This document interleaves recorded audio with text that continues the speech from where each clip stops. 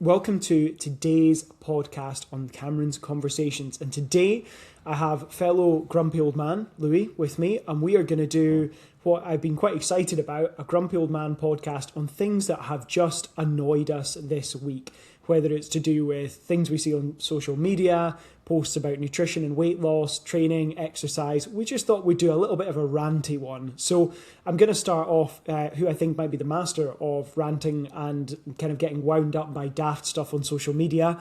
Louis, what an intro. What an intro. What an intro. This is good timing actually, because I have woken up with I've slept wrong and my back hurts. So both old and grumpy. Yeah, Perfect. exactly. I remember the day when I was younger and I cracked my head open. I required stitches, and then later that afternoon I was just running around as if nothing had happened. And now I'm 32 years old, and if I sleep wrong, it ruins my day. It's ridiculous. I hate it. Age is Anyway, cruel. in terms of things that have wound me up recently, go on, how long have you got?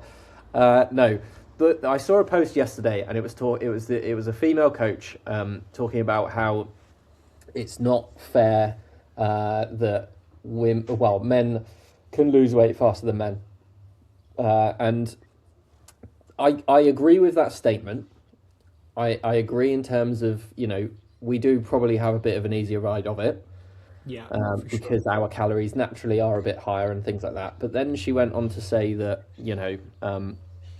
women's bodies are different, and it's not just about calories and all of this sort of stuff. And it just really, really, really annoys me because it just adds confusion. Like, there are enough confused people in the world. Doesn't need another coach saying, because you're a woman, a calorie deficit isn't going to work for you. It is going to work for you. You just need to be, you just need to kind of, oh God. He's off on one. He's off on one now. Yeah, Yeah, yeah, I think this is the thing I love about this is what you'll often see with the messaging is it's framed like it would be empowering. It's often through that lens of like women haven't been listened to, and actually women are completely different in this regard. And absolutely there are differences. Of course there are. But when it comes to dieting, sadly, the only difference is your calories have to be lower a lot of the time to lose weight because you are smaller, you're not generally as tall, not maybe as much muscle mass on average. But it's meant to sound empowering, but it's kind of the opposite because it's just misleading. It makes you think that you're missing this magic thing, that it's cortisol related or that it's a specific hormone, or like the cortisol thing's quite a common thing, isn't it? It's like you need to regulate that or you can't lose weight, and that just isn't the case. Like it sounds empowering, but it's bloody well not, is it? that's the thing. These videos are really good for engagement because you'll get lots of women being like, "Yeah, you go, girl," like all of Yeah, this sort of stuff, and it's like, yeah, but she's wrong. yeah, Like she's still wrong.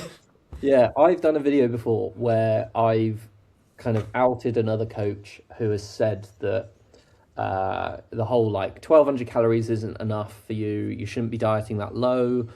She said the classic tagline of "it's not enough for a toddler" and all of this sort of stuff.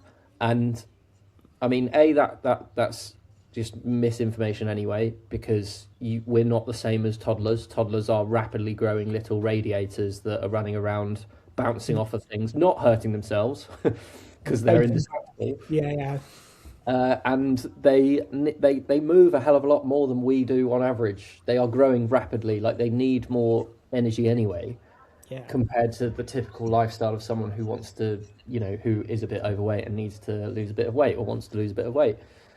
So that comparison is just, it sounds great. It sounds like, oh my God, I shouldn't be doing that because a toddler's much smaller than me. But then there's more to it than that. There's more nuance to it.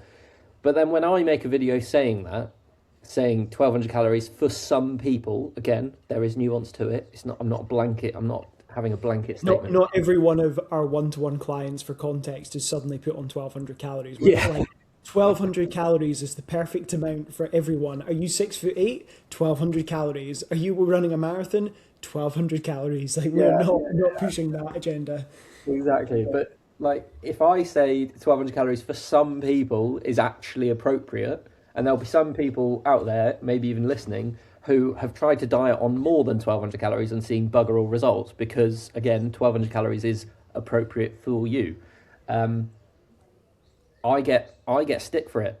I Yeah. I get loads of bad comments, negative comments saying that I'm promoting eating disorders, and I should read up on women's hormones and all of this sort of stuff. And I'm like, okay, I do know my stuff. I've coached quite a few people at this point. Like, I understand that there are certain energy requirements depending on your lifestyle, your current height, your current weight, how much muscle mass you have, how much you move on average, all this sort of stuff.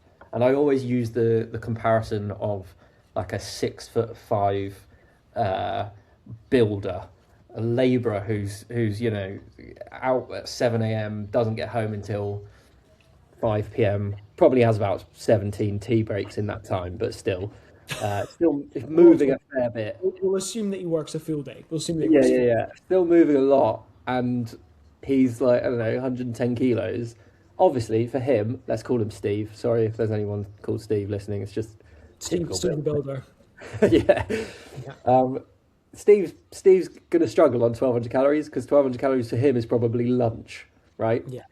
Whereas someone who's working in an office who struggles to get more than 3,000 steps per day, who is less than 5'5", who gets, is of a certain age where the idea of someone being born in the year 2000 repulses them. Well, basically, if you're 30 over, because I don't know about you, but the idea of someone being born in the, Let's not talk about it. Let's just not talk about it. 2006 and they're 20, I'm like, what? That's mental. We're not going to talk about that, Luke. We're not going to talk about that.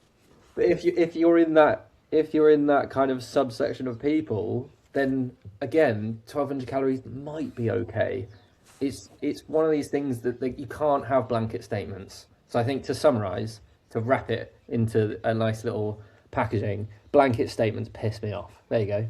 Yeah, absolutely. And I think the calorie one is so popular, and it again, it's from almost like an empowering thing. It's like you should never be on this like few calories, etc. And again, it's all contextual. I have clients who are under 5 foot in height and are moderately active, and their activity's definitely increased across coaching, but they are just smaller females, and their calories do have to be lower. And I've done a podcast about this before, about the fact is like we could be pretty honest about that. They probably do have a harder time of weight loss. It's not impossible by any means. Of course it's not. They still get great results, but they don't have the same flexibility and all the rest of it. And to those people, it could be seen as really positive and empowering, like, oh, that person's saying I don't need to diet on that.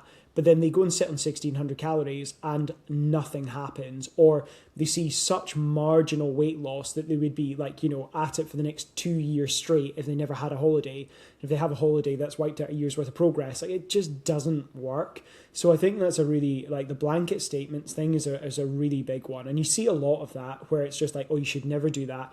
The lowest I've ever dieted a client on was just sitting above, like, I think it was 1,050 calories, because she was just super small, super light. We were at the tail end of a diet, and that's what we needed to do to get done, because we started off higher than that, and over time it needed to drop, even with increasing activity. Now, I can also say that that's not common, and if you feel like you need to be on those low calories, on average, you don't. Like, I don't know, out of 100 people, how many people would need to be that low? Not that many. But it's definitely the case that, like, sometimes you do need to diet someone on really low calories. I also have lots of female clients that diet on really quite high calories as well. I'm sure you're the same. Some clients are on, 17, 18, 1,900 calories or more and still dropping. So there is a lot of individual variance as well. But yeah, blanket statements piss me off too. So I've got one that always hacks me off, and it is coaches pushing this: you can just eat whatever you want all of the time and you can lose weight. And it's usually said by someone who's like, not that we've got like a height complex here, because we're both just we'll say just under 6 foot. I mean, I think one of us might actually be just under 6 foot. One of us might be pushing that a little bit. But I think that if we're kind of like thinking about it, you get this influencer who's 6'5". They're doing 6 high rock sessions a week, and they're telling you can just eat anything you want to, which is probably what most people are doing whilst they're gaining weight at a really, really quick pace. And it is so bloody unhelpful. You will need to change your nutrition to lose weight. 100%. But again, it's one of those like empowering things, isn't it? When you hear that, you think, yes, great. it means that I don't have to make all these huge changes and things like that. And don't get us wrong, we're not we're not saying you have to make gigantic changes overnight. In fact, if you do that, you're not gonna get anywhere very quick anyway. We would recommend making small changes slowly and let these small changes obviously stack up until they become big changes over time. But if you currently have a diet that consists of takeaways like three, four, five, 6 times a week, can you diet by doing that? Yes. Is it extremely difficult? Yes. Yeah, Can you drink? so so Can you drink? difficult. Yeah. Can you drink loads of alcohol when you're dieting? Yeah, you can. Is it going to make your life so much harder? Yes, absolutely. Like there is an element where yes, you can still have nice things. You can still have treats. You can have, your alcohol, your sweets, your chocolate, stuff like that. Like when, sorry to bring this up, but when I did my photo shoot, many, I didn't know you'd done a photo shoot, Louis. You've yeah, never told we me won't bring up the that. photo. Yeah, Um, 152 times now. but when I did that, I went on holiday in the 12 weeks. I went on holiday, still tracked my calories, but still went on holiday.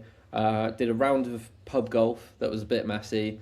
Went out to some like dance festival thingamajig for a weekend. Multiple times I had like sort of takeaways and things like that. So don't get me wrong, it wasn't a case of 12 weeks where I just shut myself in a cold, dark room and kind of like rocked myself to sleep with chicken, rice, and broccoli. Like, that's not what I did. But then at the same time, did it make my life a little bit harder? Yes. And another thing, I was doing CrossFit 6 days a week. So I could get away with it a little bit more than Yeah. perhaps the normal person who isn't doing CrossFit because, they have sense.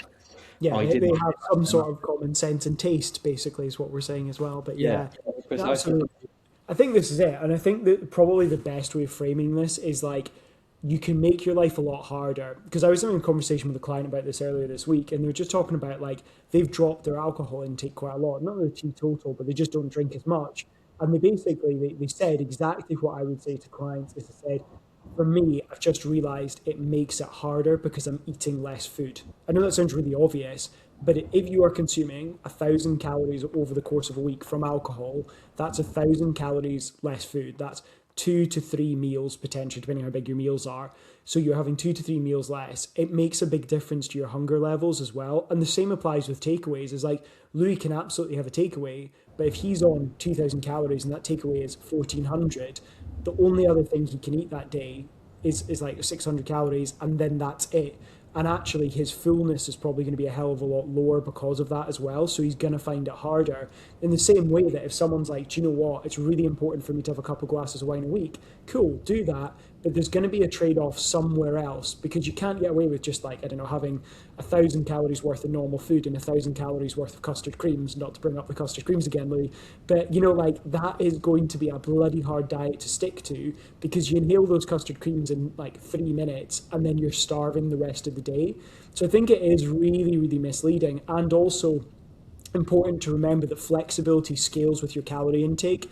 So if you have got someone who's 6'5" and doing CrossFit or doing high rocks type work 5 times a week, and their maintenance calories are 3,500 and they're dieting on 2.5, which is still a really good deficit for them, they're going to lose a chunk of weight pretty damn quick and look pretty good quickly. The problem is that if you're on 1,500 calories, you don't have that flex. If they spend 500 calories on snacks and 2,000 on food, they'll still probably manage. Whereas if you try and do that, you can have 1,000 calories worth of food, you're going to be starving and you're going to be miserable and you're going to be as grumpy and angry and hangry as we are. So you don't want that. Nobody wants that. No, and I think this is one thing that we get, especially in like the first couple of weeks of Sorted in Six, or maybe even in the first week, where people see their initial targets that we set for them, and they see this number and they kind of almost panic and Yeah. kind of start being like, "Oh my God, how am I ever going to manage this? This is going to be impossible." But then by week three, by week four especially, they've realised they're not even actually hitting their calorie target because they're not hungry because they're eating the right foods, because their 1,500 calories isn't 1,000 calories of, liquids, of alcohol, of takeaways, and 500 calories of actual whole foods that are, high in fiber and protein. It's almost reversed. So it's more like 80% of their calories are coming from the things that should be making up your normal diet anyway. But for the majority of people out there, that's unfortunately not the case until we work with them, obviously. But, high in protein, high in fiber, all that good stuff that's obviously going to keep you full.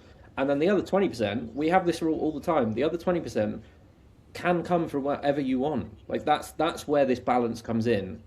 And I know when people hear balance, they think, well, balance should be 50-50, no? Doesn't work like that when it comes to dieting, because that's where we go into the problems of, as Cameron just mentioned. But again, it goes back to these coaches with their blanket statements saying you can eat whatever you want and still lose weight. Technically true, right? But it's not giving enough nuance to the whole situation in terms of how difficult you're gonna make it for yourself. 100%. So, yeah. And I think that there's something as well that also kind of like, another thing that annoys me, turns out a lot of stuff, is this thing about balance as well, is like, balance is very, like Louis said, it's a percentage of your food being a little bit more flexible, more relaxed, right? But it's not all of it. And I think sometimes what people think is they go into the day and it's a bit like, oh, at breakfast, well, because I'm trying to be balanced, what I'll do is I'll just have like a big bowl of cereal because I fancy it, but it's okay because I'll have a piece of fruit later. And it's like, that's not really going to swing, because by the time you get to lunch, you're like, well, I could have that meal that's like chock full of protein and veggies, but actually, because I just fancy something else, I'm going to have something different. And what you kind of realize a lot as a coach is sometimes our sense of balance and what, when people talk about moderation, it's very vague. And I think what happens is people end up in this kind of interesting place where they think moderation is something it's not. So they think moderation is having the big bowl of cereal, but it's okay because they have a piece of fruit later. And then at lunch they have, whatever they have, but then they have a big bag of crisps. And then at dinner they think, well, okay, it's only one dessert and everyone else is having it. So, I'm trying to be moderate, so I'm going to have that as well because my dinner was healthy. That isn't really moderation, because you're actually making trade-offs at almost every single meal and sometimes between your meals as well. I think that moderation, that balance bit can get really, really skewed. Like having dessert 3-4 times a week and having a takeaway and having a few drinks and having loads of snacks and saying yes to the cakes at work. I know that all those individual decisions sound quite moderate and small in themselves, but when you're making 30 or 40 trade-offs a week, that's not that moderate at all, actually. You're just kind of kidding yourself on a little bit with it. And I think that happens a lot where people talk about all in moderation, but what the hell does that actually look like? And for a lot of people, you can't get away with that. You can't have like things at every single meal. You can't make a trade-off at every single like snack time. It sounds like a kid, but you can't get away with that. And I think that's quite important too. That always kind of like, no, it doesn't frustrate me because I understand that that's where people come from and we coach them through that. But I think a lot of coaches push that it's like, oh, well, it's just about moderation. Well, what the hell does that mean? Like a lot of the time as coaches, we are coaching our clients to know what moderation is, to create their own level of moderation based on their calories. Because Louis doing, CrossFit 5 times a week at that time, his moderation probably was a bit more flexible. Whereas like, Sue, who's on 1,200 calories, 1,300 calories, her moderation has to look completely different. Like she cannot get away with that. So yeah, that's definitely one. I think you had one about exercise. Didn't know running. Was it running? I know how much you love running. You had one that also annoyed you. Yeah, running is a classic one, and just kind of the reason why that annoys me is because it's basically what I used to do. I used to put so much emphasis into what I was doing exercise wise, not just with running, with all overall gym work, and I was expecting to get a 6-pack off the back of it and to look, massive, but also leaner, and I was just getting confused with what my goals were. Wasn't paying attention to food at all, and obviously you're not going to get anywhere if you just focus on your exercise, because when you actually think about it, when you break it down, there are 160 here we go, maths. There are 168. Oh no, it's all going to go wrong now. Oh no, 168 this is my hours job, a week. It usually is 168 hours in a week, right? If you train maximum 4 hours in that week, you've still got 164, there you go, nailed it. You've still got 164 hours left, right? Obviously, some of those hours are taken up by sleep and things like work and stuff like that. But when you're awake, you're obviously having to make decisions in terms of food and activity levels and stuff like this. So when you think about it that way, then of course it makes more sense to be like, oh, do you know what, actually, yes, that other 164 hours of the week where I'm eating, where I'm maybe not moving as much day to day, things like that. Maybe I should put more effort into that than the, half killing myself on the treadmill, sort of 45 minutes every Tuesday, and, doing some stupid shoulder only workout for 60 minutes on a Thursday, and that sort of thing. Because, again, it's exactly what I used to do. So please learn from our mistakes, guys. Yeah, absolutely. I think this is it. You like it's such a cliche to be like you can't out exercise a bad diet, but it's true, right? Like you sometimes see that, and I've seen really extreme examples of that where I've seen people in gyms when I used to be an in-person trainer knock out like 15 classes, 16 classes a week, and they'd be like, "Oh yeah, I'm doing a triple class day today," and I'm like, I know that you think that's a good thing, but it's probably not. Like that doesn't make sense. You should only be training that much if it is your job, like if you're an athlete, like if it's that important to you, or you are, I guess if you're someone who's doing like an Ironman or triathlon, like you kind of need to train a crazy amount because you're doing all these different disciplines. But if you're an average person who's like, okay, I want to look better, I want to have a bit more muscle, and I want to be fitter, you don't need to be training that much. And that's just someone who trains quite a lot. Like I play basketball like 3 times a week, maybe go gym on average 4 times a week. And I usually do like some sort of running like once a week as well. Sorry, turn your ears off on that one, Lee. But mind you, I've actually seen you do a bit of running lately too, to be fair. I'm a But completely fair weather runner. yeah, there you go. Well, I, that's probably perfect that you're moving to Spain for that one. You might become a consistent runner there as well.